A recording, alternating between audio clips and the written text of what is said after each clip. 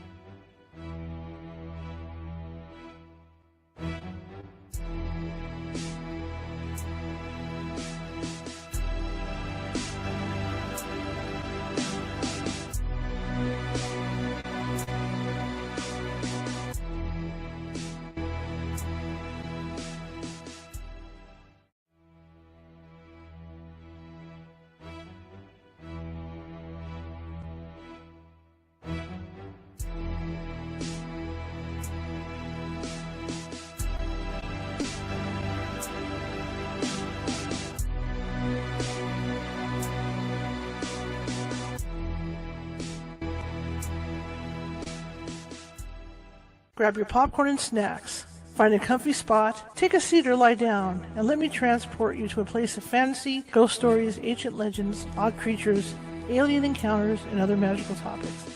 You may even decide to join the conversation. From faraway lands to your own backyard, with a small dash of pixie dust. Turn out the lights and open your minds.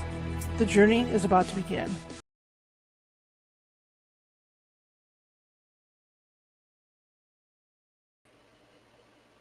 Good evening, everybody. How's everybody doing? Hey, what happened to me? Wait a minute. Look at it, all tiny. Look at it.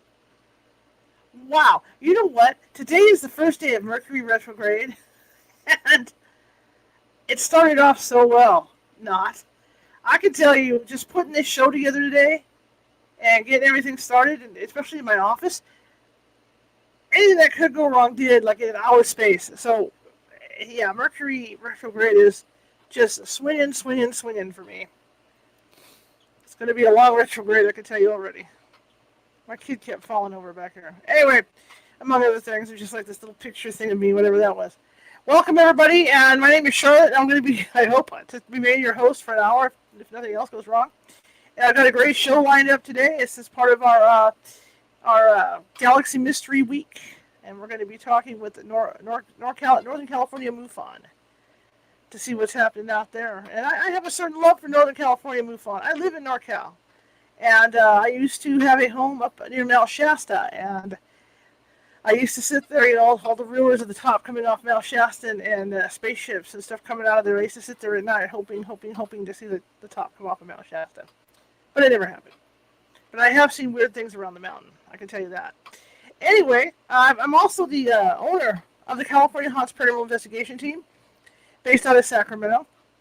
Up and down the state, we're 45 strong, which means we're almost in every city. Almost. Well, I wouldn't say every city, but, you know, we're in, like, certain locales. Which means we can help you from wherever we are. And the only issue with that is California is this huge state. You know, when people think of California, it's like Hawaii, right? What's the first thing that comes to mind? Beach boys, you know, and the beaches and all that. Well, that's true. We do have beach areas like that. We really do. Santa Cruz, kind of going down south. When you start coming up north, it gets colder. So going down south, you've got all the really cool beaches. Redondo, you know, and all that. But the truth of the matter is, California is huge. And a lot of people don't realize that. California has a lot of farmland. California has a lot of high desert. California has, like, low desert. California has mountains. And so it's a huge area. And so it might take us a couple days to get you, to help you out. Just a couple days. Never more than 3. But what we do have is psychics on staff that can call you until we can get out there. They'll call you and consult. And a lot of the times, if you do have something going on in your home or place of business, they can calm things down before we get out there. But like I said, it would never take us more than 3 days to get to you. You know? So never fret that we're not going to get to you. Okay. Let's get that, now that that's out of the way, and the rest of my spiel for the day. If you're watching from Facebook today, and a lot of you are, and you haven't done so already, and you like what you see here tonight, please feel free to follow. Doesn't cost anything to follow. We're always looking for followers. Also, as you can tell, somebody already gave me a nice heart. Show me some love up there. Show me some thumbs up, happy faces, some love. Show me some love, and comment. Feel free to comment during the show.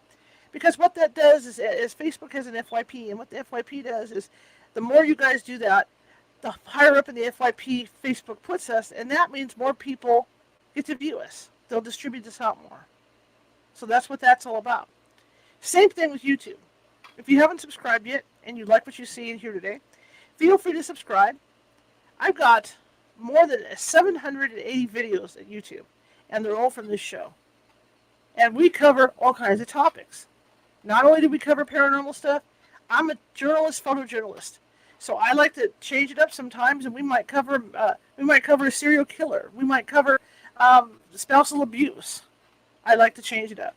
You know, I might even get me to cover politics, which I don't do very often because I don't believe in that. But you know, for this show, but I like to change it up, so it's not always paranormal. Also, if you go over to the front page of our YouTube page, it's confusing because YouTube does not sort these videos. I mean, it sorts them, but it sorts them by date.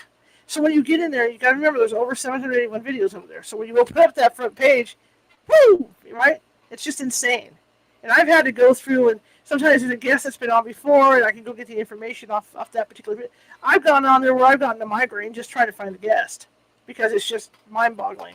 So I'm in the process, just about done now, of categorizing my videos over there.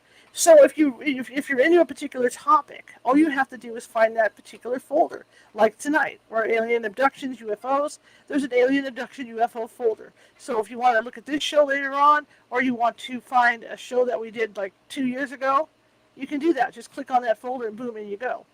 If you're a big fan of Medium Nancy Matz, you can do that too. She's got her own private folder. Makes her happy. Nancy likes her own folder. Okay?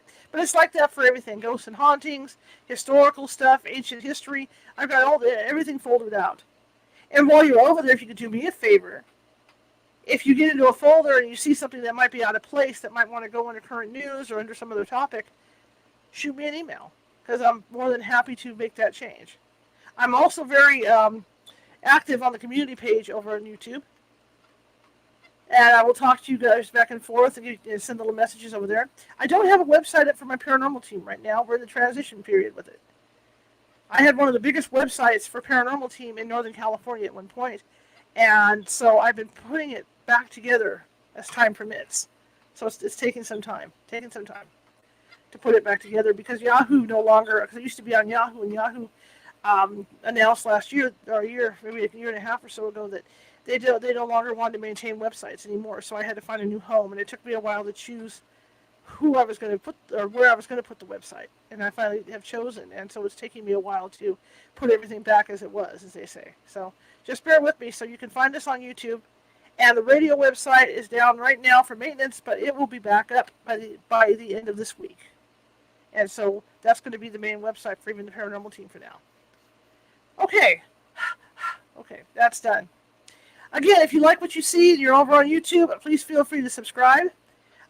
We also, if you need to get a hold of us for any reason, you can find us on Facebook. You can find us on YouTube. You can find us, YouTube. Thank you for reminding me. He reminded me. You can find us at YouTube at youtube.com/@CaliforniaHauntsRadio.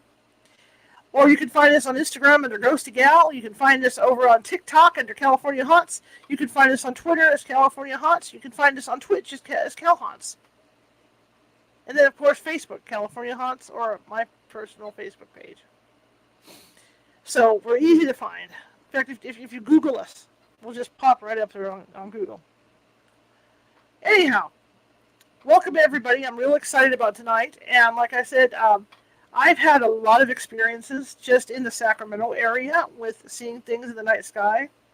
I've always been a night owl, so the majority of my jobs, I've always gotten off work between 8 and 10 p.m. And I've always been on the way home, and I'm always looking up at the sky, because a lot of the time, like I said, California has a lot of farmland. So a lot of the time, like when I was working in Woodland, I had like a 20-minute drive back home, and the majority was through farmland. And so everything's flat, so you can look up and and you can see the sky pretty clear. I've seen a lot of things in the sky. But that's not to say that's just for the farmland. I've been coming home out of what we call West Sacramento, which is just across the river, across from the main city, and I've been coming across that bridge, and I'd see things up in the sky, real interesting things. And even as a kid, right? So I think it's an active area, for strange objects. Now, I'm not an expert on airplanes or anything like that. I mean, my dad raised me. My father worked at Boeing, working on aircraft and stuff, but he raised me around the airport and around like military shows and all that, so I know a little bit about what these airplanes look like. We lived about, I still live probably about 7 or 8 blocks from what used to be a major repair site for military aircraft. So I've seen I've seen things like the B-1 bomber at night. I've seen things like the stealth bomber coming at night, and let me tell you, the stealth bomber can look like a UFO when it comes in, because it's that triangle shape and there's no sound, and they don't run any other running lights on it except on the tips. But the ones I've seen on TV, like on my favorite show in Alaska, right, they don't look anything like the stealth bomber. Well, I'm just saying. So I've seen a lot. I've seen a lot of military craft at night, and I've seen a lot of weird things at night I can't explain. Things that go straight up into the atmosphere. In fact, one I saw before I bring Dev on. One I saw, it was a kind of somewhat cloudy night, and I saw the cloud light up, and I saw this craft go straight up in the air. And as it went up in the air, it lit the cloud layer up until it disappeared. So I have seen some weird things. Okay, anyway, I'm going to shut up because this isn't my show. This is Dev's show. And so if you guys have any questions for her, feel free to ask questions. I know a lot of the time, a lot of these shows don't cover NorCal. I know I haven't in the last few years. It's always been national cases and stuff. So I'm real excited to get somebody out from Northern California to pick their brain a little bit. Okay? All right, so let me bring Dev in, and away we go.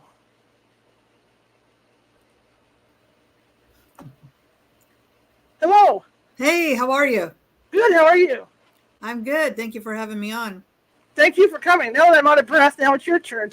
Tell us about you. Okay. Well, I am Dev Rugne. I am the Assistant State Director for Northern California MUFON. California actually most of the time lead in having the most reports in the country. And probably because of the fact that we have such great weather all year long, and we have a high population here, so people are always out, and so I think that's probably one of the main reasons is that it's not like the East Coast where they're buried in snow and no one wants to go out. So, but we continue to get cases. Now we have here in Northern California. Now, because California is so big, and we have that many cases, MUFON has split it in two. So we're here in the northern section. We covered the 45 counties in Northern California, and Southern California, they have their own jurisdiction. They have their own state director and field investigators, and they take care of the 13 counties down there. It sounds lopsided. We have 45, they have 13, but we have so much more of a rural area, and they're more compact. But they really get a lot of the cases because it's so concentrated down there in the LA area. I did some stats, and for 2013, California, the total California cases that have come in as of yesterday were 521 cases that were submitted in 2023. And that's 11% of all the reports around the country. So it's a lot. A lot of times we're seeing historical cases that come in as well. And when I say historical, it's, it could be like a month ago and then beyond. So what's interesting, and I love historical cases that are like decades old, is that they're more of a disc-shaped object, your classic flying saucers. Nowadays, it seems to be more orbs, okay? And within that 521 cases for all of California, people have put down, the witnesses have put down that when the report asks what shape they are. So the most shape that was put down was a circle, and that was 1,023 cases. Wow. And then a sphere would be second, with 725. Now, with Northern California, that's what we cover here. And we have 12 investigators, and that includes myself. And we have gotten, for 2023, as of yesterday, I checked 120 cases.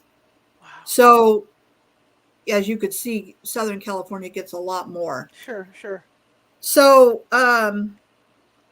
now another thing that a lot of people want to know is what county, because we go by counties. Sure. What county has the most reported? Well, I looked that up for 2023 for Northern California, and it's Fresno. Fresno County had the most, and then it was Santa Clara, Sonoma, and Contra Costa. Wow. And then Sacramento comes in after that. But a lot of times it is Sacramento. We get a lot of cases. And, 2023 is not over with yet. So we get cases coming in every day, it seems like. Especially now with, a lot of talk in the media about UFOs. So a lot more people are realizing that they have a place that they can report their sighting. And that's one of the questions I like to ask, especially if somebody puts in a report that's 20 years old. I'll say, well, what made you report it now? Well, their answer is, I didn't know I could report it before. I didn't know about MUFON, and they've watched some programs on TV and they mentioned MUFON and they realize, oh, I can actually report that. And then they do. And, all reports are welcome. It doesn't matter how old they are. In fact, like I said, some of the older historical cases are really amazing because they are of craft at close range and not just an orb. We get a lot of orbs nowadays. So I wanted to just bring that up. And, when it comes to field investigations, I've been doing this a long time. I wrote a book, a UFO Investigator. It's on Amazon. I wanted to write a book about the fact that... Oh, sorry, wrong button. Keep going. Oh, yeah. Not only... It flipped on me. Not only did I want to put in some of the most fascinating cases that I've done, especially at close range, and Right. Close encounters are like 500 feet or less of the witness. So in this book, I wanted to chronicle, I did 30 cases, and I'm a very visual person, so I really like pictures. And a lot of times I'll get the witness to draw a drawing that will show me what they saw, because, it is true. A picture is worth 1,000 words, because you could sit here till the cows come home and tell me in words to try to describe something that you're really not sure what it even is anyway. So having pictures, and in this book, what I did was I wanted to bring some of these cases to life. And so I had hired some digital artists to take some of these drawings and kind of bring them to life. So the book has these pictures in color. I wanted color. I wanted to pop, right? I didn't want just black and white, And another thing that I wanted to write the book was to talk about me as an investigator and how I felt I became an investigator because of what happened to me when I was a kid. And I talk about that incident where I knew something happened, but I wasn't sure what, because I was 11 years old at the time. And I forgot about the incident. And then several years later, I remembered, and it really bothered me. So in 1990, I wanted to find out more about it because it just bugged me. But in the 70s, there was no internet. So you had the library, you had UFO magazines, you had this kind of thing. Plus, I had joined APRO, and that is the Aerial Phenomena Research Organization back then. And ended up getting their publication. And I was having sightings of my own. In fact, I had a sighting in '78 of two daylight of two discs in the daylight, right? And they flew right over my head. And I wanted to report it. And so APRO, I ended up writing them and getting a report form, a paper form, right? Because there was no internet. So that's how it was done. So I wrote out my report, kind of drew a little drawing of what I saw and put it in. But the book I wanted to talk about not only what happened to me and all the sightings that I've had, paranormal things that were going on with me. I started realizing I was kind of on a psychic level. I was on a psychic level. I kind of knew things that were going to happen ahead of time. And also, I wanted to talk a little bit about investigations, and I give kind of some like examples of like a lens flare. A lot of times people will take a picture of whether it's a sky or what, but they don't realize that when they point a camera, and it could be your cell phone, it could be a regular camera, but when you point that camera at a light source, that sensor will pick that up, that light source, and it will create an anomaly, an artifact. And of course, people think, oh, I caught a UFO. But when you see that light source near that artifact, then you know that that was a lens flare. So I kind of talk about that in the book as well. The last chapter is about, I went under hypnosis to try to find out what had happened to me. And I had two regressions and had them tape recorded, and then I just transcribed what was said. And so that makes up chapter 7. But chapters 3 through 6 are of the 30 cases that I chronicle in the book. And I kind of give an overall view of what happened, like where it was and everything. Usually a drawing or a digital picture that I had an artist create. And then kind of like a conclusion of what I felt about that case, my thoughts about it, So I'm really proud of the fact that a lot of people love it because it was an easy read. And that's what I really wanted, because I didn't want to just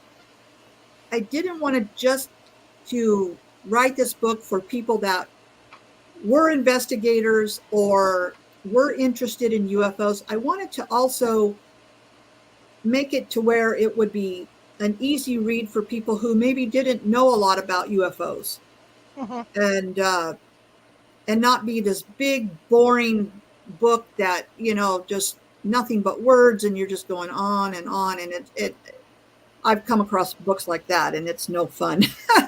So I was really, really happy and proud to know that people liked it, because it was an easy read and there was a lot of information in it. And, I've done this I've been investigating since the late 70s. So this whole thing about UFO investigation is my life, because I really, truly believe that whatever happened to me back when I was 11 really kind of brought me forefront into becoming this investigator. I wanted to find out more, but I was really, even though now I know that I was taken, and I see UFOs all the time, like strange craft, and I do have people that have been with me that's seen them. I'm still, as an investigator, really into listening to other people's sightings. I love talking to people about what they've experienced or saw. And I mean, I get down to asking every little detail to find out, like if I was standing next to them and I was there with them during that sighting, I'm thinking in my head, what would we be looking at? And I would want all this detail. And so I have a really great time doing this, being an investigator and getting all the details. And in fact, the front of the book is me out on a live investigation with an actual witness, and she is pointing up, explaining to me what she had saw. This happens to be in West Sacramento. I was out on this live investigation with her, and then so this Wow. the image of me and her are real, but the background with the house and the UFO and all that Right. was digitally made because we were in a residential area. But that's an actual photo of me and her, an actual witness that I was out on a live investigation. And I was also the chief investigator for Oregon MUFON. And so I've done live investigations in 2 different states, and I have gone out on a lot of investigations. As an investigator for MUFON, like I said, there's 12 of us here in Northern California, but for anybody that's interested in becoming a UFO investigator for MUFON, and they think that they have to go out all the time, that's not the case. Because a lot of times they'll be getting cases that are just of some kind of object that's really high in the sky, and there really isn't anything that warrants you to have to go out to investigate something that was so far away, and there's very little information anyway, because they can't see a whole lot when it's, thousands of feet in the air. You just can't see much. But yeah, so a lot of times we just get on the phone and we do a phone interview and ask additional information to try to conclude the case. And here's the thing that everybody needs to understand. When you put in a UFO case with us, a report, everybody's first question is, oh, I want to know what I saw. Well, I try to explain to them, we're trained to try to find out what it's not. Is it an airplane? Is it a helicopter? Is it the planet Venus? Is it a balloon, a drone? When we've exhausted all of that, then we just come up with, well, I don't know what it is, because it was none of those things, none of those conventional things that we can identify. And so we're left with an unknown. So that's what I always try to tell everybody, because, like they say, well, what did I see? I don't know. Right? I can't lie to them and say, oh, you saw a UFO. Well, obviously it's unidentified if I can't figure out if it was a plane or not, or a helicopter or anything. So yeah, it becomes an unknown. And isn't that part of UFO, an unknown flying object? So yeah, but what it actually is, I don't know. And we can't really say, because we don't know. So that's it in a nutshell as far as the book. And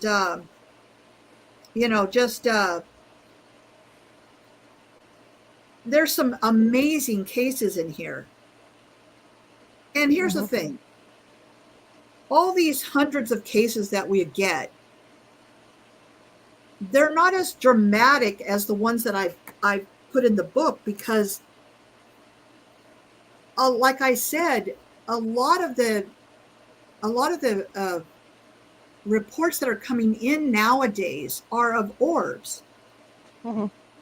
So it isn't like, in my book here, chapters 3 through 6, I have, what I did was I categorized them in shapes, because I'm very interested in the different shaped UFOs. So there's a chapter on disc-shaped objects, and here's a picture of a disc shape.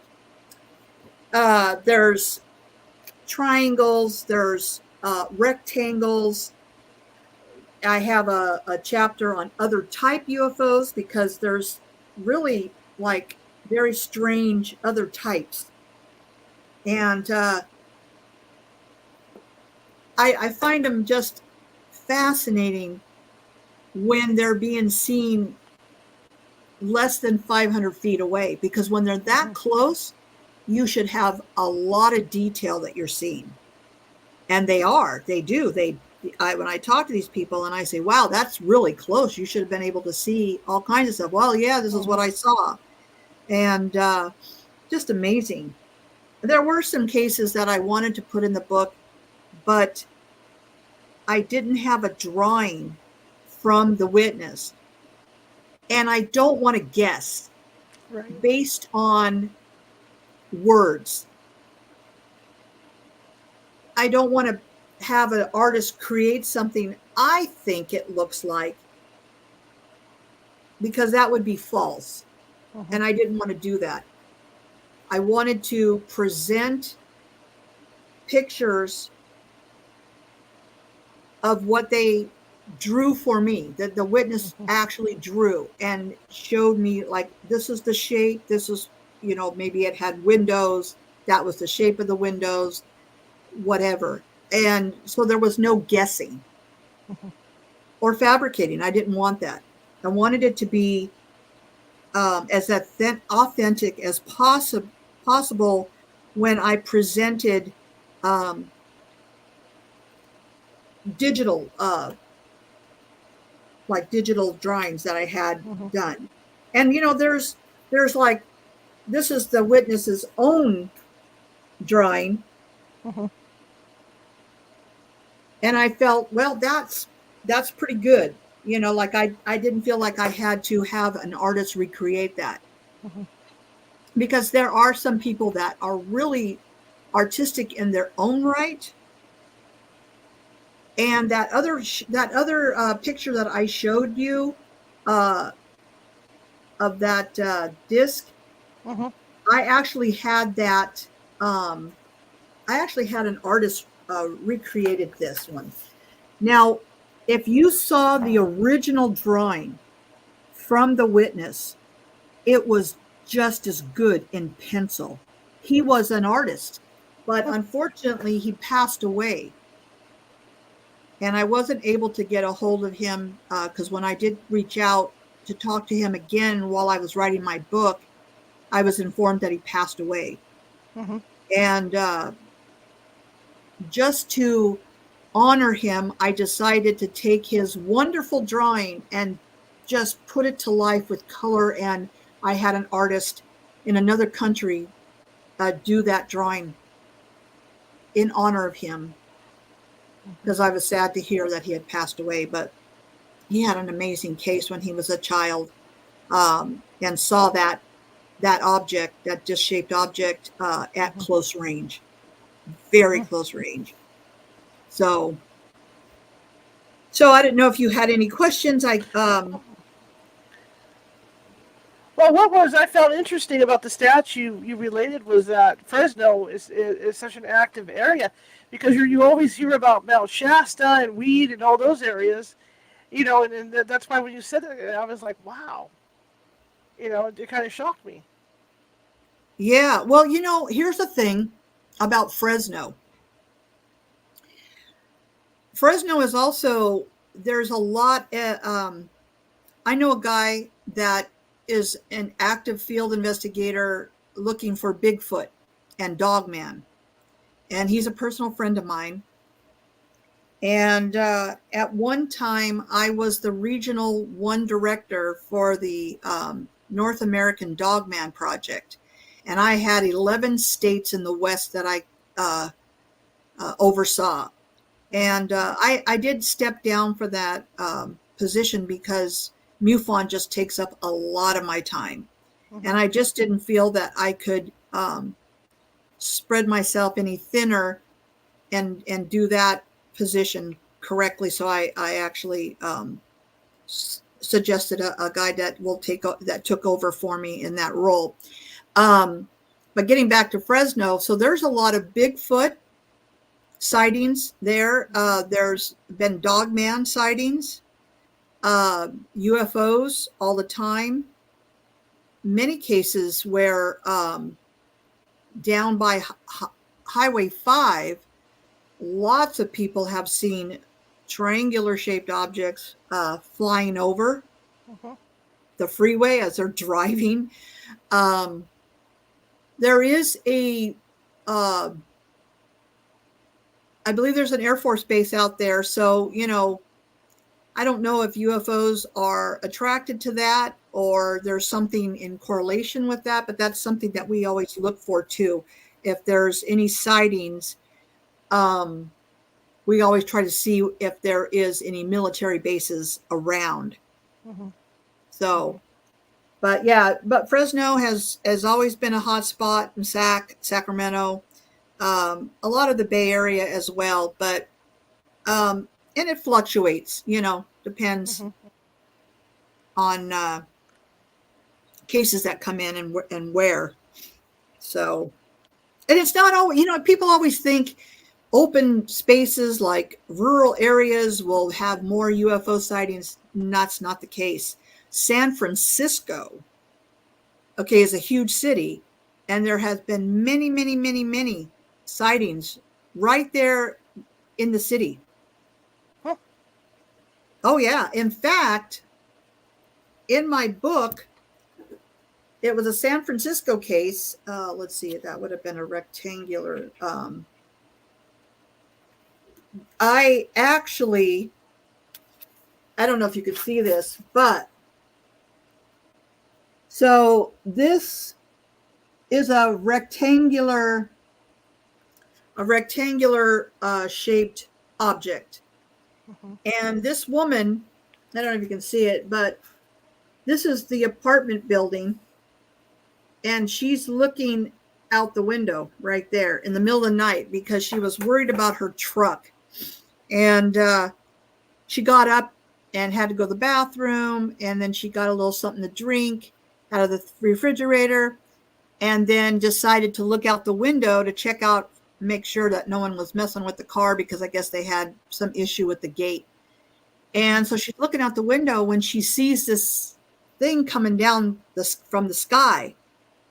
And at first she thought it was an airplane going to crash or something because all she saw was an object with some lights. It was dark. It was a dark object. But she saw some white lights and she thought, oh my God, is that an airplane falling out of the sky? But so she's looking and it turns out to be this rectangular black object, almost kind of like that monolith in that movie, 2001 Space Odyssey. Really? Yeah. And she said this thing was under intelligent control. It came down right in front of her as she's looking out the window and it just hovered. Hmm. And she could see white lights on every corner. Wow. And it was she said it was thin. It wasn't thick. It's like how can anything be in it? She didn't understand that the thickness was too thin for anything to be inside it. So she was kind of freaked out at first. And then it ended up going up and flattening out and then taking off. But it was an amazing case. There's probably a little more to it in the book, but that drawing, she actually had her own. She hired a digital artist to recreate it, and then she sent it to me, and I got permission to use it in my book. She did a whole blog on it too. I guess she has a blog, and she talked about it because it really affected her. And when you're having something that you can't explain be that close to you, yeah, this is something that you'll never forget. And it's always on your mind. And everybody has always told me when they've had a dramatic sighting, it doesn't matter how many years go by, that never leaves their mind. They'll never forget it. and it really impacts you, so. Oh, it's absolutely fascinating. I wanted to ask you about that West Sacramento case.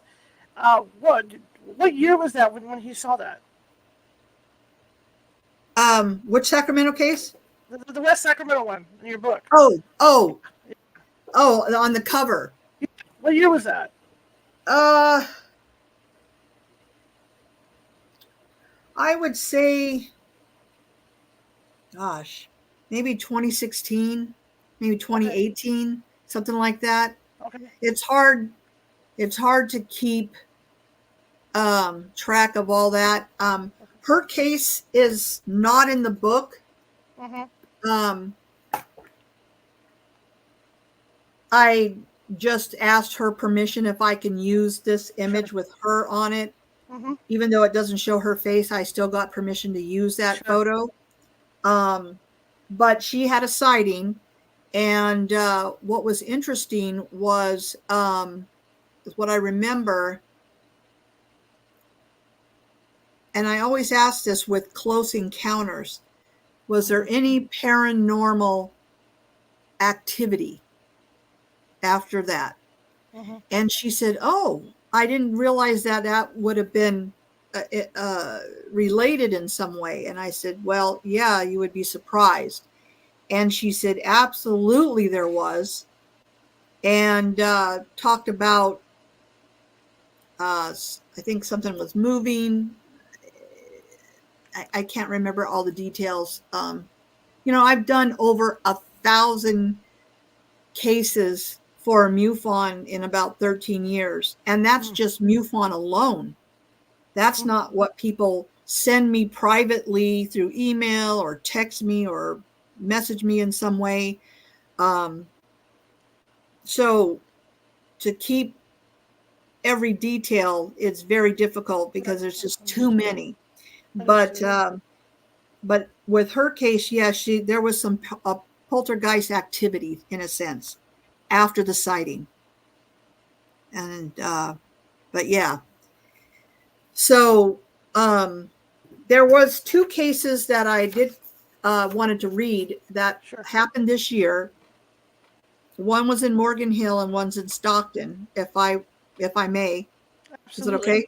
Okay. Absolutely.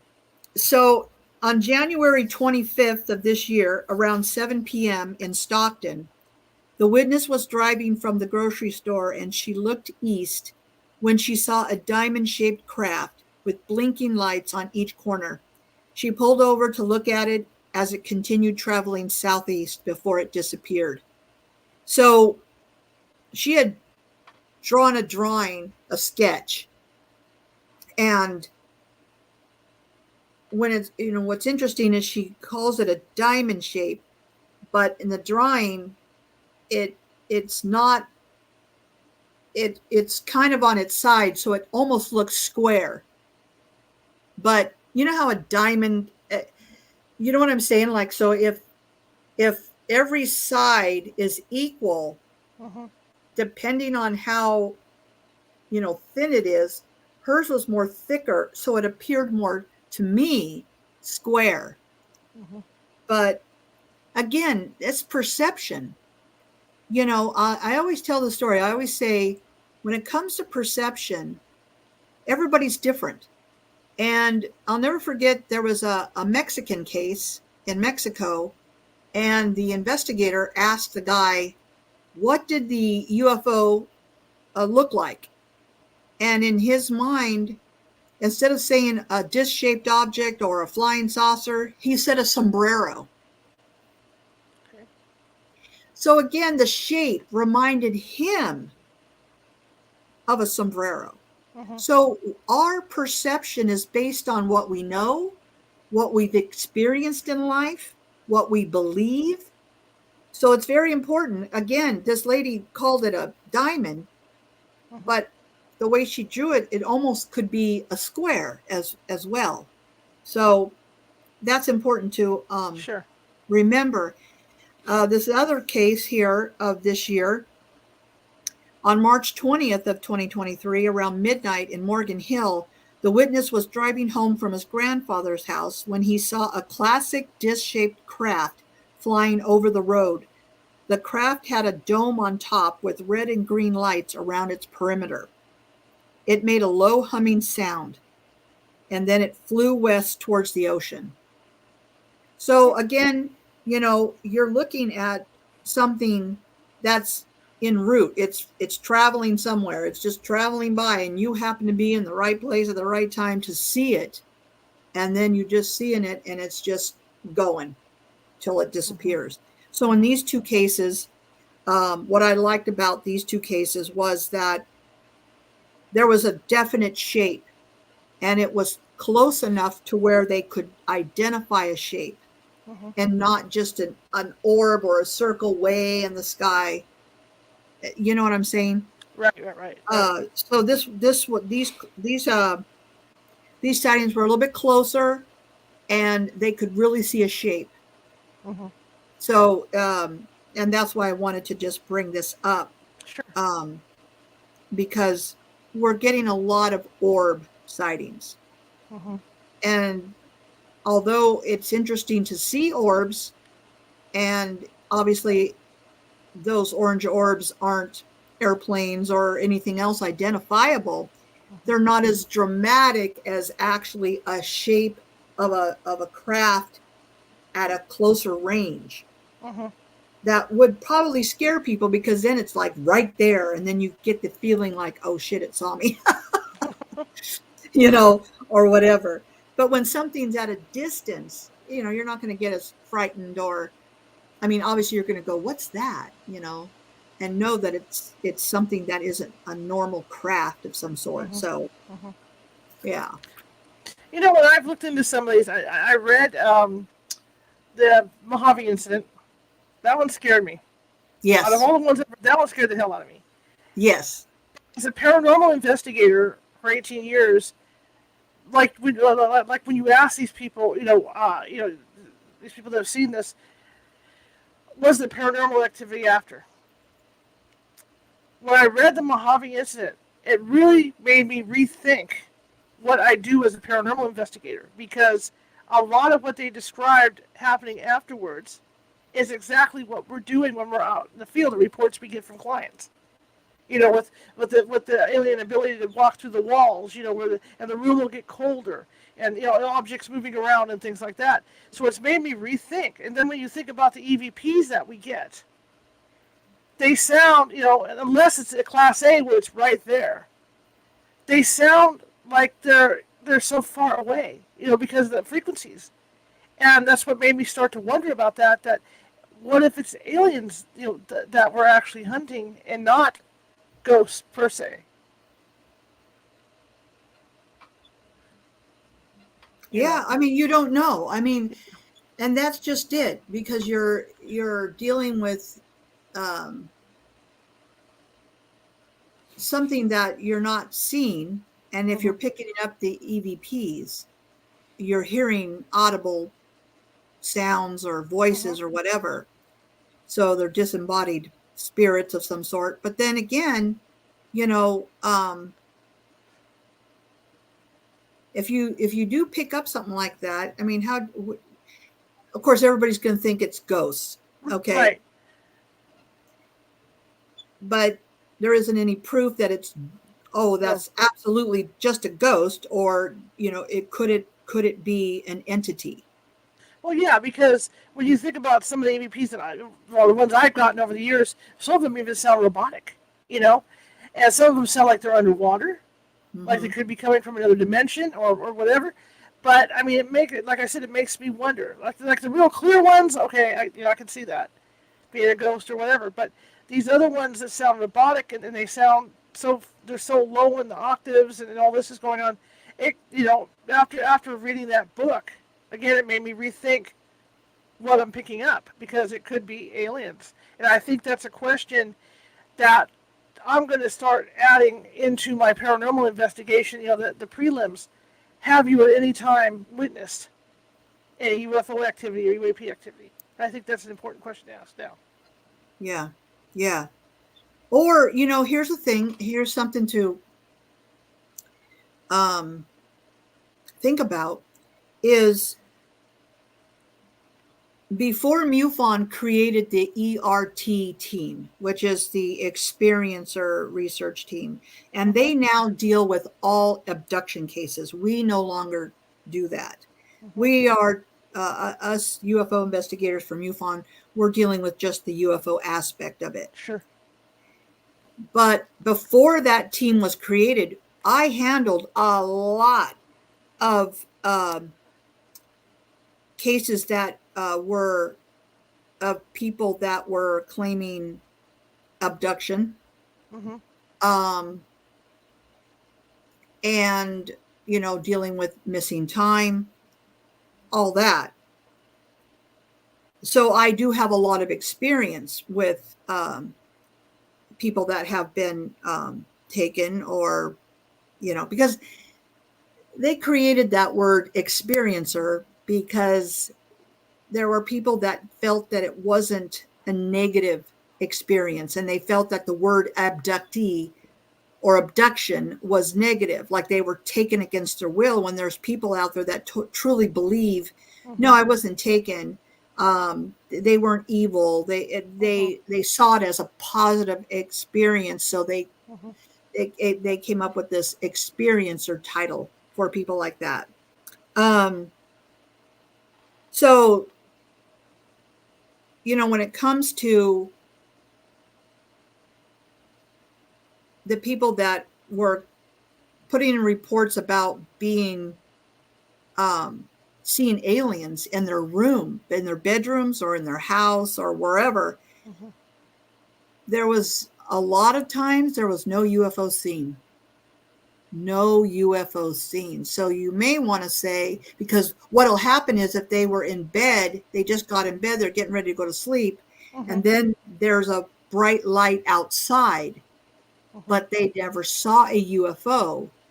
And then the next minute they know an alien's walking through the wall and now is in their room, and they're like, oh, dang, right? So a lot of times they will talk about seeing entities in their room or in their house or wherever, and they never saw a UFO. Okay. So a lot of times it might just be a bright light outside shining through, and they're like, well, what's that? And then before they can even get up and investigate, or look out the window, boom, now there's this alien standing there. So there's a lot of cases like that. There's no UFO seen. There have been people who have their bed right up against the window, and they just laid down, and now there's this bright light shining through, and they sit up, and now they're so close to the window that they can actually look out, and that's when they'll see a UFO. And then the next moment, they may not see an alien, or the next thing they know, an alien is in the room with them. So there's different scenarios with that, is what I understand, as far as the people that I've interviewed. So it may be because they may not have remembered either. So, there's a lot of people that will see a UFO, like if they're driving down the road and a UFO comes down and it's hovering in front of them, and then they stop the car, and then whatever happens. And a lot of times they don't remember for years and years, but something will trigger them. And that has happened to me a few times, where I've had a sighting and then I forgot about it. And then something triggers me to remember it. But then because I'm a UFO investigator, I'm always reading or listening to someone telling me their story, and it might trigger my memory of what I saw or what happened to me in some way. And then because like when I interview them and I'll say to they'll tell me, oh, I was on this road, and the next thing I know, I'm over here. And I said, oh yeah, that's happened to me. And so they'll say things that I'm I know what they're talking about because I've been there. So yeah, it's fascinating. It is. The whole thing is fascinating. In the work you've done, when you talk about being a field investigator, when you do get a call that you go out on, physically go out on, what do you do when you're out there? Um, well, I make sure that when I talk to the witness on the phone, I always tell them, because I'll know because of the case Mm-hmm. where it happened, whether it's at their house, whether they were on the road somewhere, and then I'll tell them I want to be where you were when you saw it. And then, like in this one case, and I showed you that pencil drawing of those three objects. I went out, I traveled up and met the guy there, and it was a rural area. And we pulled over the side of the road, and we get out of our car, and he starts telling me, okay, we came down this road, and it was right about here when those three UFOs came over the road. And then I'll be taking pictures of the area. I'll be asking him a series of questions about, well, elevation. Well, how high was it when they came over the road? About, was it here? And we'll go over elevation. We'll talk about direction. Where did it come? And I'll have a compass, to verify the direction. We'll talk about what it looked like, how he felt, who was with him, who else saw it, what did they say. So it's the whole 9 yards, because while they're there, they're reliving it in their mind because they're right there, and they'll look around and go, yeah. And then we'll talk about the time of day. Where was the sun? Did the sun glint off the surfaces? What was the color of the surface? Was there lights? Was there domes? Was there anything coming down as far as beams? So all that is really mostly in the report anyway, but I will go out there with a series of additional questions. And then when I'm out there, if I can think of anything else, and so I'll either tape record it or I write notes. Mm-hmm. Mm-hmm. Very interesting. Yeah. It's similar to what we do is, on the field as paranormal investigators. It's really similar. I remember, I don't know if you were with this part of MUFON at that point, when they had the alleged crop circle in Vallejo. My state director went out there, and I don't know what year that was. So I don't know if I was in Oregon. I remember going out there because my mom and dad were into that stuff. So we go out there, and back then I was a paranormal investigator. That was a long time ago, just starting out, I think. And I remember going out there, and I'm looking around, and I thought, well, this is kind of cool. But then way off, probably I would say 60, 70 feet from where the circle was, there was this flat piece of wood. Oh. I looked at my mother, and I said, you know what? This isn't real. Somebody did this. Right. And within about a week, it came out that, that somebody admitted that they had done it. But it was interesting because the amount of people that went out to see this thing, it was like a major event. Well, because there's much interest. Yeah. Well, yeah, and because a lot of times these don't happen around here. It's usually you're hearing about England, And so, right here in your backyard, everybody's going to flock. They're going to get out there and see for themselves, something that they don't have to travel halfway around the world to see. Absolutely. And your experience doing these, looking into these things, like you say, you've seen it. Have you really seen it? Okay, like earlier you were talking about the increase in cases. Do you think it's because, and I think like this with paranormal, when I was first investigating the paranormal, it was hard to get people to admit that they had seen ghosts at that time. And then once these TV shows started to hit, the floodgates opened. And now people just are like, oh, by the way, I was sitting here having coffee and, this happened. Have you found that to be the same way with what you're doing? Absolutely, because I think it was last year when I think it was Ancient Aliens, they actually had a MUFON episode. Okay. Oh my God, we'd started getting a ton of cases, and I was always asking them, "Oh, what made you report this now?" "Oh, I Mhm. watched that episode on Ancient Aliens," and they brought up MUFON, and I wanted to put in my sighting because I didn't know that I could put it Right. anywhere, you know. So that really opened up the floodgates. So anytime they have something like that and they like profile MUFON, Mm-hmm. and if people didn't know about MUFON before, then that opens up the awareness of, oh, it's a reporting center. I can go ahead and report my sighting. So Sure.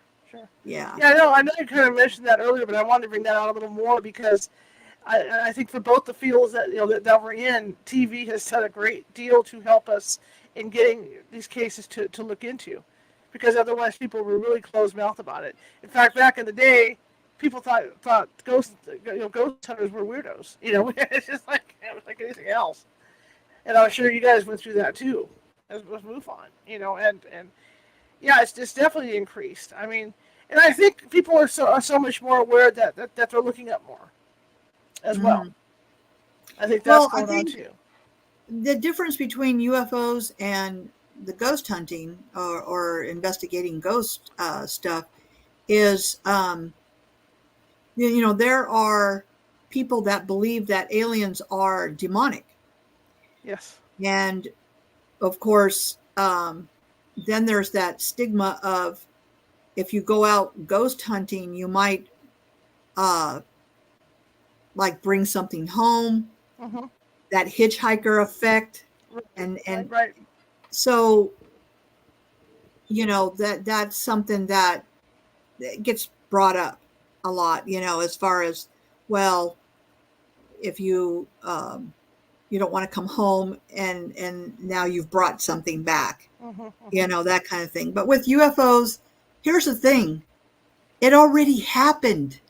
Right. The UFO sighting already happened. They're not there. Now, twice when I went out on a live investigation and I'm there with the witness, we actually had another UFO sighting while we were standing there together. Nice. Yeah. And it's like, this is cool, right? Because I'm there to investigate a sighting that already happened, Mm-hmm. and it kind of came and gone. But Mm-hmm. then there we are, and we're like, oh my God, what's that? And there's a UFO. That's cool. That's really cool. Yeah. That's really cool. This hour has gone so fast. And I have one more question for you. If somebody wants to get involved with MUFON, how do they do it? Well, you go on MUFON.com, and if you want to become a member, you can. Um, if you want to become a field investigator, you can. It's there on the website. But to become a field investigator, you have to be a member and you have to redo your dues every year. Mm-hmm. And then, there's steps in becoming a field investigator, and you're going to have to buy the field investigator manual to take the test online, this kind of thing. So, Mm-hmm. um, it does involve some money, but because it's not free. But Right. yeah, MUFON.com. My local website is northern.california.mufon.com. And you can go on the About Us page, Mm-hmm. and you can see all of us investigators for Northern California. And there's some other things there, and also a link to my book is on that website. So again, Mm-hmm. northern.california.mufon.com. Fantastic. Like I said, this hour went so fast. Thank you so much for coming on. Thank And you. myself and a couple investigators are going to come visit you guys. You're at the that field event you got going up in Coloma. We're going to pop Yes. up there and So visit you. I run the Rockland MUFON group every month. It's the second Saturday. if you go to the Northern California MUFON.com website, it's on there, the meeting in Roseville. So every second Saturday of the month, I have a meeting, a MUFON meeting, and everybody's welcome to come and tell your sighting and talk UFOs. On September 23rd, I'm having a sky watch in Coloma. I think it's the Kennington Park out there. Mm-hmm. I'm going to put it on the Facebook page, because I have a Rockland MUFON Facebook page, and it'll be there. And then I have an email address list of people, and my email address is on the Northern California MUFON.com. So anyone that wants to contact me, you can get my email there. And so we're going to have a sky watch on the 23rd, and it's going to be great. Really nice area, bathrooms. They got a parking lot, grass area where we'll have our chairs, and the river's right there. So, it's a nice little area. Mm-hmm. So Absolutely. All right. Well, thank you so much for coming again. I really appreciate it. And I don't want to lose touch with you. It's important to me. I think you and I can kind of work together on some stuff, and and chit chat about stuff. I think if it's okay with you, it would be a nice alliance, kind of a nice alliance and friendship going on. Yeah, absolutely. And hopefully, you can make it out to the Skywatch. That would be fun. We're headed. We're gonna go there. Yep. Perfect. Yeah, it. that would. It's going to be fun. And thank you so much for having me on. I appreciate it. Thank you. All right. I really appreciate you coming on. Have a great rest of your evening. You too. All right. Bye-bye. That was cool. Absolutely cool. And, wow, I'm really excited about that. Really excited about getting to know this group. Tomorrow, I'm going to have a gentleman on who goes by Z. And Z had an interesting experience in Florida. He was out hiking one day and saw a woman who was, I guess, stuck on a bush. And I probably her clothes, I would think. I don't have all the details on this case. But because my grandmother used to wear these aprons, and we had rose bushes back here, and she was forever getting stuck on the rose bushes. Anyway, so he helped her out. And as he turned to leave and he turned to look back after she thanked him, he thought he saw her disappear into what looked like a blue light. Okay. So a month or so later, he goes back to the area to check it out. And she was there again, only there were like 4 or 5 others with her. And they were males, very tall, really tall people. The next thing he remembered was being taken aboard a ship. So he's going to be here tomorrow to tell his story, 6:30 p.m. Pacific. And he has a really great career that he does. He is the founder of a organization that helps track sex trackers and children. And they've rescued children from these sex trackers. And that's what he does for his real job. But this other thing that happened, he calls it a very, very unique happening. And it opened his eyes to stuff in the world, and that I can understand. So he'll be here tomorrow, 6:30 p.m. Pacific. Okay? So that's tomorrow's show. I want to thank Dev again for coming on today. All right, if you like the show, share it with 5 people. If you hated the show, share it with 5 of your enemies. We are equal opportunity here at California Haunts Radio. We're just trying to get the word out. You guys have done a fantastic job. Everybody that watches the podcast, everybody that watches this, sharing it. Our numbers are going up. I'm real excited, and I want to thank each and every one of you for being a part of this audience. And if you haven't seen the show before today, thank you for coming. I really appreciate it. And I hope that you decide to follow us or subscribe to us over on YouTube. So again, I will see you guys tomorrow at 6:30 p.m. Pacific with Z. Have a great evening, and I'll give you Dev's contact information and where you can get her book and all that good stuff before I sign off. Here we go. I did it again. Wrong button. Look at that. Darn Mercury. Okay, here we go. Try this again. It's been like this all afternoon. Okay. The book is UFO Investigator.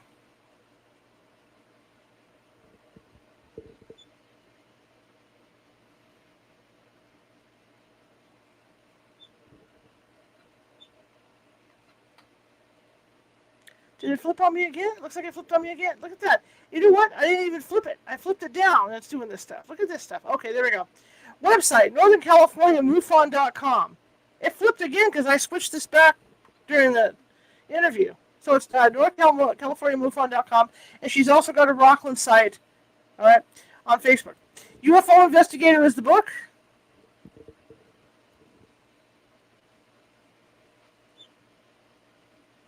And that can be purchased at Amazon, and there's also a link from her website there, from the MUFON website there for it. Okay, again, I'm going to shut everything down because it looks like I said, I was having issues before the show started. It's still going on, so I think Mercury retrograde is already getting to me. So after I get done here, I'm done.